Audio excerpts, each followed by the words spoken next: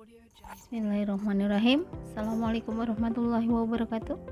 Saya Nuni Munaris dari SMA Negeri 1 Baturaden, Kabupaten Banyumas. Kali ini kita akan belajar tentang hukum dasar kimia. Itu bagian dari stoikiometri. Stoikiometri yang kedua itu adalah perhitungan kimia.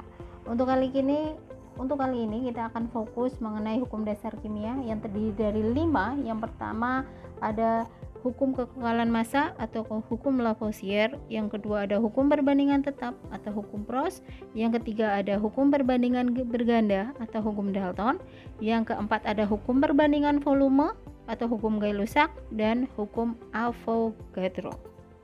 Yang pertama, kita akan masuk ke dalam hukum kekekalan massa atau hukum Lavoisier. Ini Lavoisier melakukan percobaannya pada tahun 1798 dengan cara mereaksikan raksa dengan gas oksigen. Kemudian diperoleh raksa 2 oksida yang berubah warna. Yang semula raksanya berwarna perak itu berubah menjadi warna kemerahan. Setelah ditimbang, ternyata massa raksa 2 oksida itu sama dengan massa raksa mula-mula yang ditambah dengan massa oksigen yang bereaksi.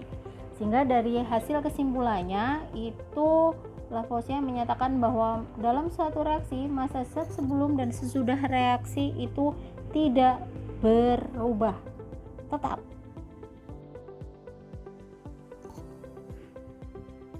Oke, kita ke contoh soalnya. Ada 32 gram belerang dan 63,5 gram tembaga. Ini dimasukkan di dalam tabung tertutup sehingga diperoleh tembaga 2 sulfida sebanyak 95,5 gram. Gunakan data tersebut untuk menguji berlakunya hukum Lavoisier. Oke, belerangnya 32, tembaganya 63,5, massa sesudah reaksi adalah 95,5. Massa total sebelum reaksi 32 ditambah 63,5 sehingga hasilnya 95,5. Sesudahnya pun sama, sehingga ini akan berlaku adanya hukum Lavoisier karena massa sebelum dan sesudah reaksi adalah sama atau tidak berubah. Yang kedua ada hukum Prost atau hukum perbandingan tetap, bahwa perbandingan massa unsur-unsur penyusun suatu senyawa itu selalu tetap. Kita mau bikin 1, bikin 2, bikin 3, bikin 4, dan seterusnya, itu perbandingannya akan sama dan dikalikan dengan berapa yang akan kita buat. Itu yang dikatakan sebagai hukum Prost atau hukum perbandingan tetap. Oke, sebagai contoh ada karbon dioksida CO2, itu berarti penyusunnya ada karbon dan oksigen. Perbandingan karbonnya itu adalah 3, oksigen 8. Kalau air, hidrogennya 1, oksigennya 8.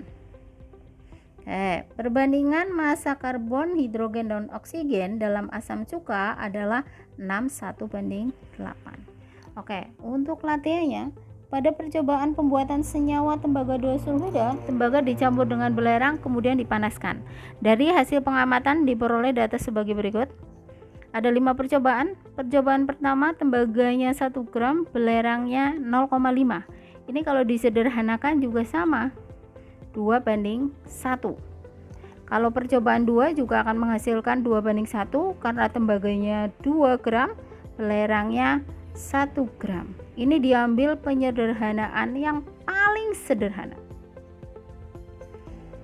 Yang kelima pun sama, 5:2,5 menjadi 2:1. Dari perbandingan massa tembaga dan belerang semuanya 2:1, sehingga ini memenuhi hukum Prost. Untuk yang ketiga ada hukum Dalton atau hukum perbandingan berganda. Dalton mengemukakan hukum perbandingan bergandanya pada tahun 1803. Dalton mengemukakan bahwa apabila 2 unsur dapat membentuk lebih dari 1 senyawa dan massa salah satu unsur tersebut tetap atau sama, perbandingan massa unsur yang lain dalam senyawa-senyawa tersebut merupakan bilangan bulat dan sederhana. Unsur nitrogen dan oksigen dapat membentuk NO, N2O3, NO2, N2O5. Maka perbandingan unsur yang diikat dalam sejumlah sama unsur nitrogen adalah 2 banding 3 banding 4 dan banding 5. Sebagai contoh, unsur nitrogen dan oksigen dapat membentuk dua macam senyawa dengan data sebagai berikut. Senyawa pertama nitrogennya 28 gram, oksigennya 32. Senyawa yang kedua nitrogennya 28, oksigennya 64. Massa nitrogennya sama 28, oksigennya yang pertama 32, sehingga disederhanakan menjadi 7 banding 8. Sementara senyawa kedua 28 dibanding 64 itu menjadi 7 banding 16. Jadi perbandingan massa oksigen yang mengikat sejumlah unsur nitrogen yang sama adalah 8 banding 16 atau 1 banding 2. Perbandingan massa oksigen antara senyawa 1 dan senyawa 2 itu merupakan bilangan bulat dan sederhana sehingga memenuhi hukum Dalton. Oksigennya saja yang kita bandingkan. Hukum dasar kimia yang keempat adalah hukum perbandingan volume atau hukum Gay-Lussac. Ini dikemukakan pada tahun 1808 oleh Joseph Louis Gay-Lussac yang berhasil melakukan percobaan tentang volume gas yang terlibat pada berbagai reaksi menggunakan berbagai macam jenis gas. Hukum ini berbunyi bahwa pada suhu dan tekanan yang tetap, perbandingan volume sama dengan perbandingan koefisien reaksi. Jadi hukum Gay-Lussac ini hanya berlaku pada senyawa yang dalam bentuk gas. Kalau dalam bentuk cair atau solid itu tidak berlaku adanya hukum Gay-Lussac. Sebagai contoh, pada reaksi antara gas hidrogen dan gas oksigen menghasilkan uap air. Berapa liter gas oksigen yang diperlukan dan berapa liter uap air yang dihasilkan apabila gas hidrogen yang direaksikan sebanyak 12 liter? Persamaan reaksinya 2H2 plus O2 membentuk 2H2O. Perbandingan volumenya untuk gas hidrogen itu adalah 2 karena koefisiennya itu 2. Ini harus disetarakan dulu. Oke, perbandingan volumenya hidrogen adalah 2. Oksigennya itu adalah 1. Dan H2O itu adalah 2. Jadi perbandingan volumenya nanti akan membentuk 2 banding 1 banding 2.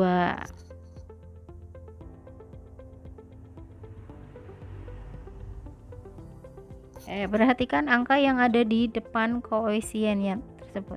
Itu akan menunjukkan perbandingan volume.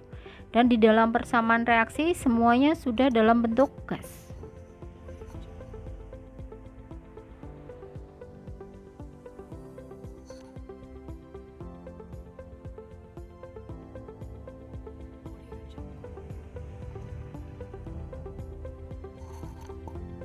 Kemudian diketahui bahwa volume gas hidrogennya itu adalah 12 liter. Dengan perbandingan volumenya itu adalah 2.